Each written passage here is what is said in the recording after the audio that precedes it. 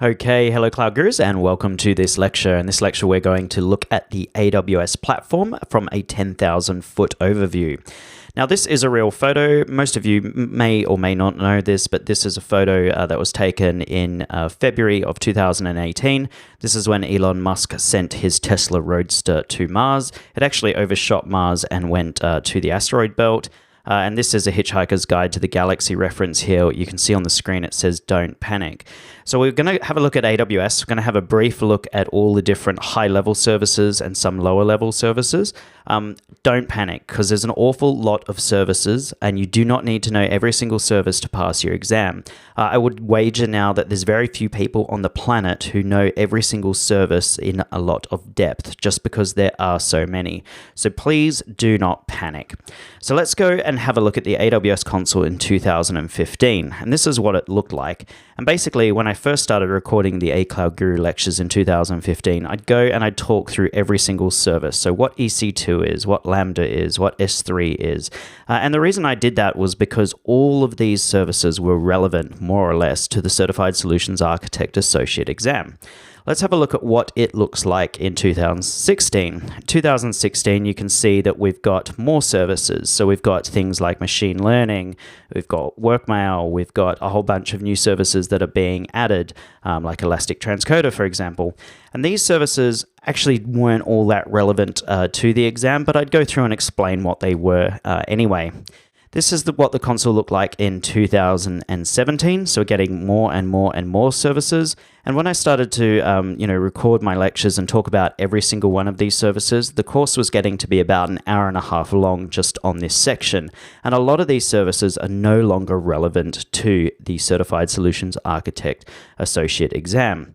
So let's have a look at what the console looks like today.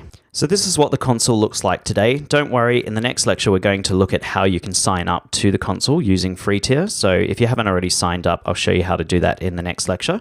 And if you want to see all the services, you can click up here and go services, and you can group them or you can do them from A to Z.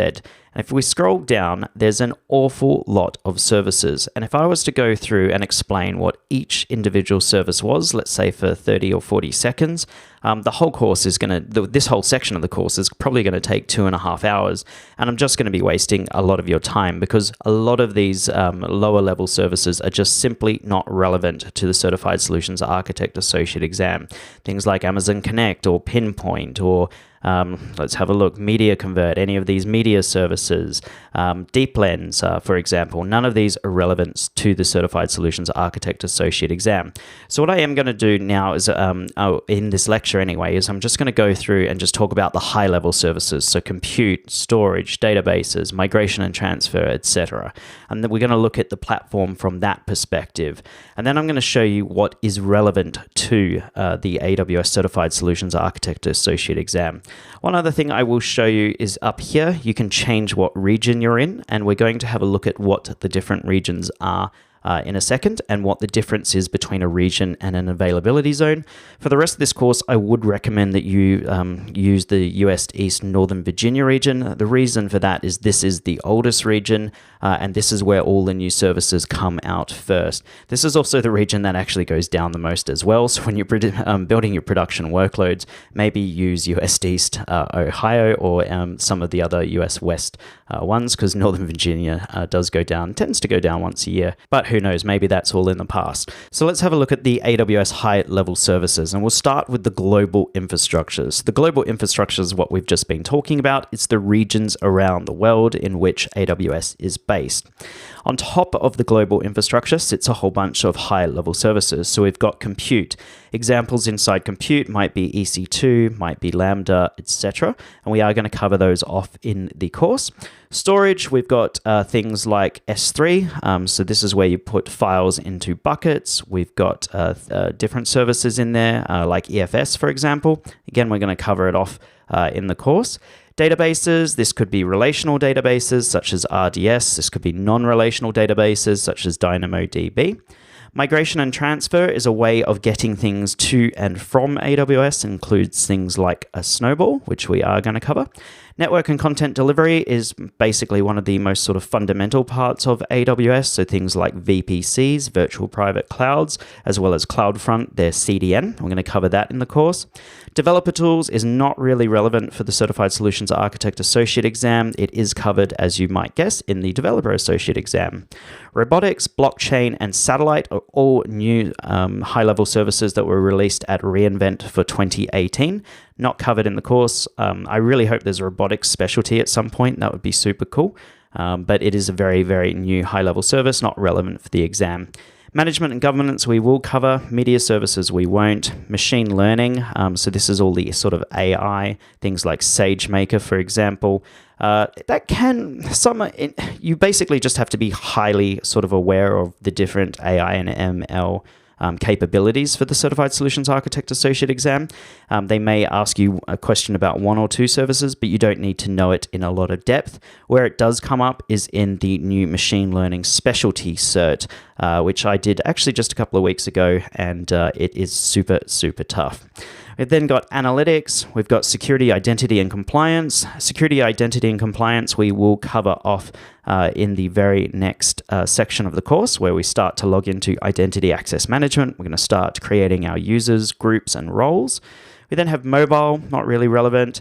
AR and VR, so AR is augmented reality, VR is virtual reality, again, not really relevant. Application integration, as well as AWS cost management. Cost management can be a part of the Solutions Architect Associate exam. It's a big part of the cloud practitioner. We then have customer engagement, business applications, desktop streaming, IoT, and game development. So let's go ahead and start with the fundamentals, and let's look at AWS global infrastructure. So what's the difference between a region, an availability zone, and an edge location? So we'll start with the global infrastructure. So there's currently 19 regions and 57 availability zones around the world as of December 2018. And there's going to be 5 more regions and 15 more availability zones for 2019 that are currently announced. Of course, there's going to be more. Don't worry, you're never going to be tested on the number of regions and availability zones, but it is important to understand the differences between them, and also where they are, basically. Where's your local region? So before we look at a region, let's look at this. This is a data center, and some of you may have seen data centers before, some of you may have not. And an availability zone is essentially just a data center. That's what I want you to think of an availability zone as. So an availability zone is a facility somewhere out in the country, or it could be in the city, and inside that facility is a whole bunch of computer stuff. So servers, we've got SANs, we've got switches, we've got firewalls, we've got load balancers, we've got storage. Basically anything to do with cloud sits inside our data centers. So a data center is just a building filled with servers, and an availability zone is essentially a data center. Now, an availability zone actually may be several data centers, but if they're really close together, they're going to be counted as one availability zone. So one availability zone could be 2 or 3 data centers that are all within, say, a couple of miles of each other. That way, if there is a flood, it might take out all 3 facilities, so it might take out that availability zone. But then you'll have another availability zone that will be 100 miles away, and if it floods in one area, it's not going to affect the other area. So you're going to have different availability zones in different regions. So what is a region? Or a region is just simply a geographical area. So each region consists of 2 or more availability zones. So we have the London region, we have the Northern Virginia region, we have the Oregon region, we have Sydney region, Singapore region, we have the Tokyo region, etc., etc. So regions are just distinct geographical areas, and each region will always consist of 2 or more availability zones. An availability zone is simply a data center, and a data center is simply a building that's filled with computer stuff. So pretty simple stuff. So let's have a look at today's regions. We've got North America. North America consists of a whole bunch of different regions. So we've got Northern Virginia, Oregon, US West. We've got the Central region, which is Canada. US West that I'm talking about here is actually just for GovCloud. So GovCloud, you can see there's GovCloud US West and GovCloud US East. This is for government customers only. This is not for private corporations. So do bear that in mind. We then got the US East, which is in Ohio, and we've got US West in Northern California. We then down here have a whole bunch of different edge locations, and you're always going to have more edge locations than you will have regions. You might be thinking, well, what's an edge location? Well, edge locations are endpoints for AWS, which are used for caching content. So typically this consists of CloudFront, which is Amazon's content delivery network, and we're going to have a look at that in the S3 section of the course.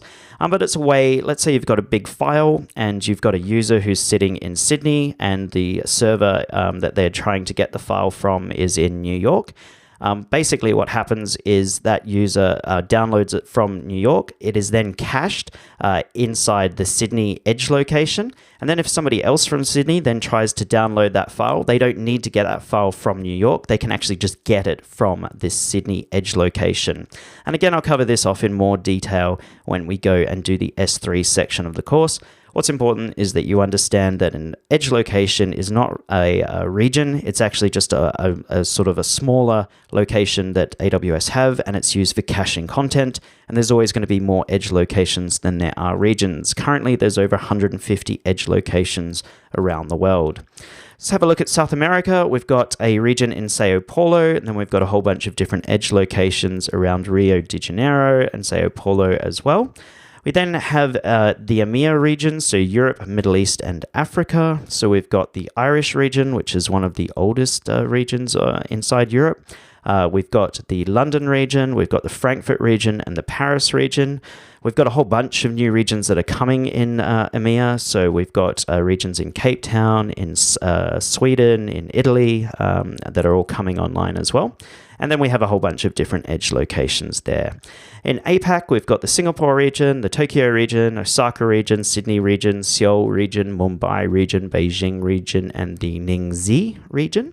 And then we've got a whole bunch of different edge locations as well.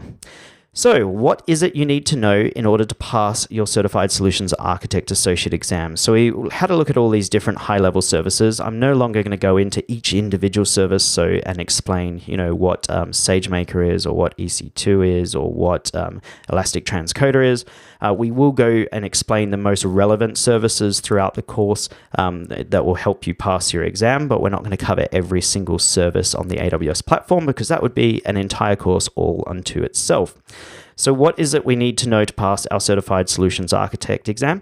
Well, why don't we just start with what we don't need to know? So we don't need to know developer tools. We don't need to know robotics or blockchain or satellites. We don't need to know media services. We don't need to know mobile. We don't need to know AR and VR, application integration.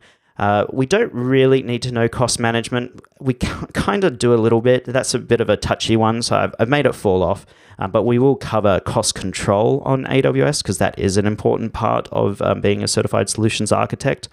We don't need to worry about customer engagement, business applications, and IoT or game development. So these are the high-level services that you should, focus on in order to pass your exam.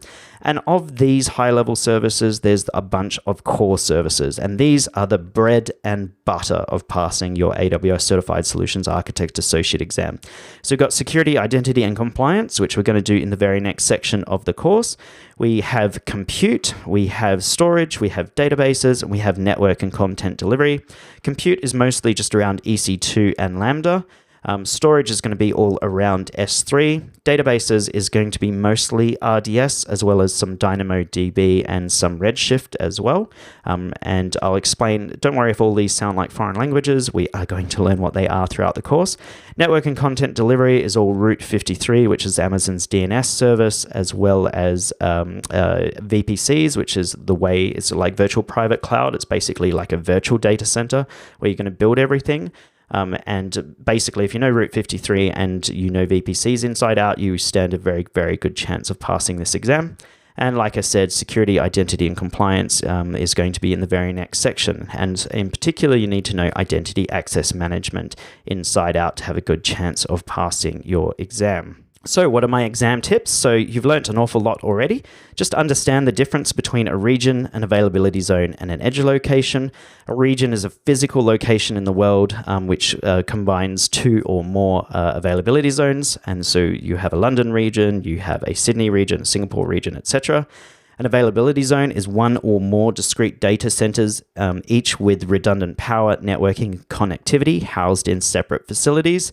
And then an edge location is just an endpoint for AWS, which is used for caching content. Typically, this consists of CloudFront, which is Amazon's content delivery network, and we're going to learn about that in the storage section of the course.